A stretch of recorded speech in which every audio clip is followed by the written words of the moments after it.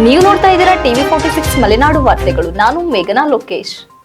ವರ್ಗರಹಿತ ಜಾತಿರಹಿತ ಮೌಢ್ಯಗಳಿಲ್ಲದ ವೈಚಾರಿಕ ಸಮಾಜದ ಸ್ಥಾಪನೆಯೊಂದಿಗೆ ಅನುಭವ ಮಂಟಪ ಮೂಲಕ ಸಂಸದೀಯ ವ್ಯವಸ್ಥೆಯನ್ನು ಕಲ್ಪಿಸಿ ಮಹಿಳೆಯರಿಗೆ ಸಮಾನತೆ ನೀಡಿ ಸಮಾಜಕ್ಕೆ ಮುನ್ನುಡಿ ಬರೆದ ವಿಶ್ವಗುರು ಮತ್ತು ವಿಭೂತಿ ಪುರುಷ ಎಂದೇ ಖ್ಯಾತಿ ಪಡೆದ 12ನೇ ಶತಮಾನದ ಕ್ರಾಂತಿಯೋಗಿ ಬಸವಣ್ಣನವರನ್ನು ಈಗಾಗಲೇ ಕರ್ನಾಟಕ ರಾಜ್ಯ ಮುಖ್ಯಮಂತ್ರಿ ಸಿದ್ದರಾಮಯ್ಯನವರ ಸರ್ಕಾರ ಅಖಂಡ ಕರ್ನಾಟಕದ ಸಾಂಸ್ಕೃತಿಕ ನಾಯಕ ಎಂದೇ ಘೋಷಣೆ ಮಾಡಿದ ಬೆನ್ನಲ್ಲೇ ಪ್ರತಿ ಸರ್ಕಾರಿ ಕಚೇರಿಯಲ್ಲಿ ವಿಶ್ವಗುರು ಬಸವಣ್ಣನವರ ಭಾವಚಿತ್ರ ಅಳವಡಿಕೆ ಕಡ್ಡಾಯ ಮಾಡಿರುವುದು ನಿಜಕ್ಕೂ ಸಂತೋಷ ತಂದಿದೆ.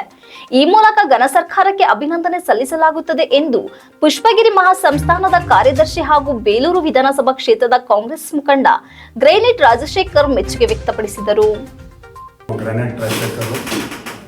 ಪುಷ್ಪಗಿರಿ ಮಹಾಸಂಸ್ಥಾನದ ಕಾರ್ಯದರ್ಶಿ ಹಾಗೂ ಕಾಂಗ್ರೆಸ್ ಮುಖಂಡರಾದ ರಾಜಶೇಖರ್ ಮಾತನಾಡುತ್ತಿರುವುದು ವಿಷಯ ಏನು 12ನೇ ಶತಮಾನದಲ್ಲಿ ವಿಶ್ವಗುರು ಕಾಯಕ ಯೋಗಿ ಕ್ರಾಂತಿಕಾರಿ ಬಸವಣ್ಣನವರ ವರ್ಗರಹಿತ ಜಾತಿರಹಿತ ಮೌಢ್ಯಗಳಿಲ್ಲದ ವೈಚಾರಿಕ ಸಮಾಜದ ಸ್ಥಾಪನೆಯೊಂದಿಗೆ ಅನುಭವ ಮಂಟಪದ ಮೂಲಕ ಸಂಸದೀಯ ವ್ಯವಸ್ಥೆಯನ್ನು ಕಲ್ಪಿಸಿ ಮಹಿಳೆಯರಿಗೆ ಸಮಾನತೆ ನೀಡಿ ಸಮಾಜಕ್ಕೆ ಮುನ್ನುಡಿ ಬರೆದ ವಿಶ್ವಗುರು ಮತ್ತು ವಿಭೂತಿ ಪುರುಷ ಎಂದೇ ಖ್ಯಾತಿ ಪಡೆದ 12ನೇ ಶತಮಾನದ ಕ್ರಾಂತಿಯೋಗಿ ಬಸವಣ್ಣನವರು ಈಗಾಗಲೇ ಕರ್ನಾಟಕ ರಾಜ್ಯದ ಮುಖ್ಯಮಂತ್ರಿ ಸಿದ್ದರಾಮಯ್ಯನವರು ಸರ್ಕಾರ ಅಖಂಡ ಕರ್ನಾಟಕ ಸಂಸ್ಕೃತಿ ನಾಯಕ ಎಂದೇ ಘೋಷಣೆ ಮಾಡಿದ ಬೆನ್ನಲ್ಲೇ ಪ್ರತಿ ಸರ್ಕಾರಿ ಕಚೇರಿಯಲ್ಲಿ ವಿಶ್ವಗುರು ಬಸವಣ್ಣನವರ ಭಾವಚಿತ್ರ ಅಳವಡಿಸಲು ಕಡ್ಡಾಯ ಮಾಡಿರುವುದು ನಿಜಕ್ಕೂ ಸಂತೋಷ ತಂದಿದೆ.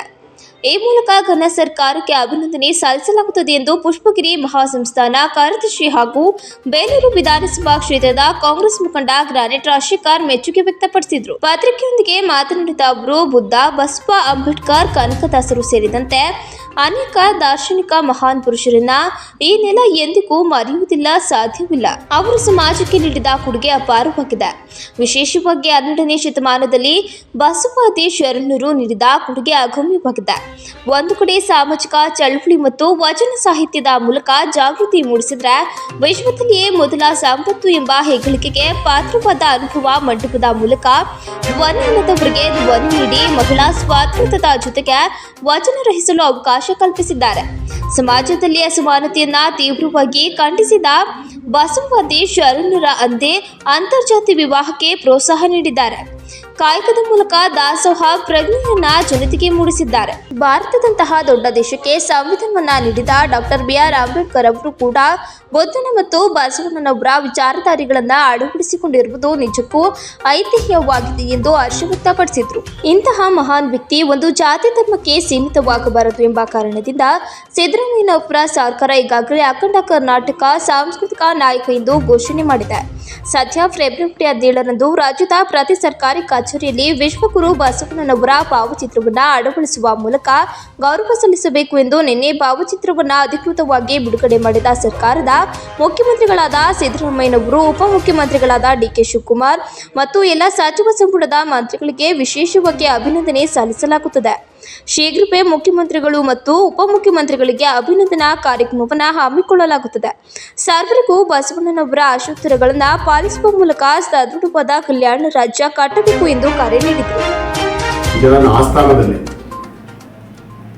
ಮಂತ್ರಿಯಾಗಿ ಪ್ರಧಾನಮಂತ್ರಿಯಾಗಿ ಆಡಳಿತವನ್ನು ನಡೆಸಿ ಅದರ ಜೊತೆಗೆ ಏನು ಇವತ್ತಿನ ಸಂಸತ್ ಭವನ ಇದೆಯಾ, ಸಂಸತ್ ಭವನದ ನಿಟ್ಟಿನಲ್ಲಿ ಅವತ್ತಲೇ ಅನುಭವ ಮಂಟಪನ ರಚಿಸಿ ಅದರಲ್ಲಿ 770 ಗಣಗಳನ್ನು ಸೇರಿಸಿ ಎಲ್ಲ ಸಮಾಜದವರಿಗೂ ಸರ್ವರಿಗೂ ಸಮಬಾಳು ಸರ್ವರಿಗೂ ಸಮಪಾಳು ಅನ್ನೋ ಒಂದು ನಿಟ್ಟಿನಲ್ಲಿ ಒಂದು ಅನುಭವ ಮಂಟಪನ ಕಟ್ಟಿ ಎಲ್ಲ ನಮಗೆ ವಚನದ ಮೂಲಕ ಏನು ಗ್ರಾಮಾಂತರ ಪ್ರದೇಶದಲ್ಲಿ ಇರ್ತಕ್ಕಂಥ ಎಲ್ಲ ಕಟ್ಟಕಡೆಯ ಸಮಾಜದ ವ್ಯಕ್ತಿಗೂ ಸಮಾನತೆ ದೊರಕಬೇಕು ಅನ್ನೋ ನಿಟ್ಟಿನಲ್ಲಿ ಹೋರಾಟ ಮಾಡಿ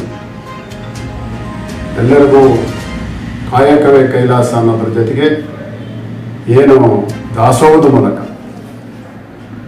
ಸಮಾಜವನ್ನು ಕಟ್ಟೋದ್ರ ಮೂಲಕ ಹೋರಾಟ ಮಾಡಿ ಇವತ್ತ ಏನು ನಮ್ಮ ದೇಶದ ಸಂವಿಧಾನ ರಚನೆಗೆ ಬಸವಣ್ಣವರು ಹಾಕಿಕೊಟ್ಟಂಥ ಒಂದು ಬುನಾದಿ ಇವತ್ತ ಅದರಲ್ಲಿ ಅಂಬೇಡ್ಕರ್ ಅವರು ಬುದ್ಧ ಮತ್ತು ಅಶೋಕ ಮತ್ತು ಬಸವಣ್ಣನವರ ತತ್ವ ಸಿದ್ಧಾಂತಗಳು ಅಳವಡಿಸಿಕೊಂಡು ಇವತ್ತ ನಮ್ಮ ದೇಶದಲ್ಲಿ ಎಲ್ಲ ಜನಾಂಗದವರಿಗೂ ನ್ಯಾಯ ದೊರಕಿಸಿಕೊಡೋ ನಿಟ್ಟಿನಲ್ಲಿ ಬಸವಣ್ಣವರು ಹೋರಾಟ ಮಾಡಿದಂಥ ಕಾಯಕವಾಗಿ ವಿಶ್ವಗುರು ಬಸವಣ್ಣನವರು ಸುಮಾರು ನಮ್ಮ ದೇಶಕ್ಕೆ 75 ವರ್ಷ ಸ್ವತಂತ್ರ ಸಿಕ್ಕಿ 75 ವರ್ಷ ಆದರೂ ಕೂಡ ಇಲ್ಲಿವರೆಗೂ ಎಲ್ಲ ಪಕ್ಷದವರು ಮತ್ತು ಎಲ್ಲ ಪಕ್ಷದ ಮುಖ್ಯಮಂತ್ರಿಗಳು ಎಲ್ಲ ಜನಾಂಗದ ಮುಖ್ಯಮಂತ್ರಿಗಳು ಆಗಿದ್ದರೂ ಕೂಡ ಇಂಥ ಒಂದು ಕಲ್ಪನೆಗಳನ್ನು ಇಟ್ಟುಕೊಂಡು ಯಾರೂ ಮಾಡಿರಲಿಲ್ಲ. ಆದರೆ ನಮ್ಮ ಕಾಂಗ್ರೆಸ್ ಸರ್ಕಾರ ಏನು ಇವತ್ತು ಕರ್ನಾಟಕ ಘನ ಸರ್ಕಾರದ ಮುಖ್ಯಮಂತ್ರಿಗಳಾದಂಥ ಸಿದ್ದರಾಮಯ್ಯನವರು ಮತ್ತು ಉಪಮುಖ್ಯಮಂತ್ರಿಗಳಾದಂಥ DK ಶಿವಕುಮಾರ್ ಅವರು ಏನು ವಿಶ್ವಗುರು ಬಸವಣ್ಣನವ್ರನ್ನ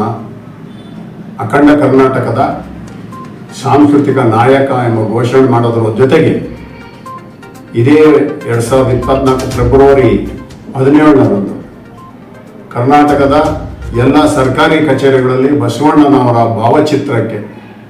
ಭಾವಚಿತ್ರವನ್ನು ಅಳವಡಿಸುವುದರ ಮೂಲಕ ಭಾವಚಿತ್ರಕ್ಕೆ ವಿಶ್ವಗುರು ಬಸವಣ್ಣ ಮತ್ತು ಸಾಂಸ್ಕೃತಿಕ ನಾಯಕ ಅಂತೇಳಿ ಪ್ರಿಂಟ್ ಮಾಡಿಸಿ ಎಲ್ಲ ಕಚೇರಿಗಳಲ್ಲೂ ಅಳವಡಿಸಬೇಕು ಅಂತೇಳಿ ಅಧಿಕೃತವಾಗಿ ಏನು ಕಾನೂನು ಜಾರಿ ಮಾಡಿದ್ದಾರೆ. ಅವರಿಗೆ ನಮ್ಮ ಕರ್ನಾಟಕದ ಎಲ್ಲ ವೀರಶೈವ ಲಿಂಗಾಯತ ಸಮಾಜದ ಪರವಾಗಿ ಹಾಗೂ ನನ್ನ ವೈಯಕ್ತಿಕ ಪರವಾಗಿ ಅವರಿಗೆ ಮತ್ತು ಸಿದ್ದರಾಮಯ್ಯನವ್ರಿಗೂ ಮತ್ತು DK ಶಿವಕುಮಾರ್ ಅವ್ರಿಗೂ ಗೌರವಪೂರ್ವಕವಾದ